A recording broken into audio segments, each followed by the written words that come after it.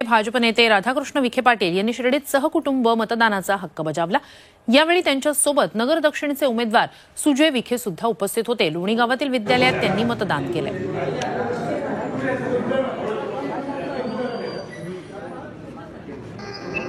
आदरणीय प्रधानमंत्री नरेंद्र मोदींच्या नेतृत्वाखाली देशाच्या जनतेने प्रधानमंत्र्यांना तिसऱ्यांदा ही देशाची जबाबदारी सोपवण्याचा मनोमनी निर्णय घेतलेला आहे आणि मला विश्वास आहे की परत एकदा देशामध्ये 400 पार एनडीएचा जो नारा आहे तो पूर्ण होईल आणि अहिल्यानगरचा आणि शिर्डी लोकसभेचा खासदार हा भारतीय जनता पार्टी आणि शिवसेना महायुतीचा होईल याबाबत कुठली शंका नाही।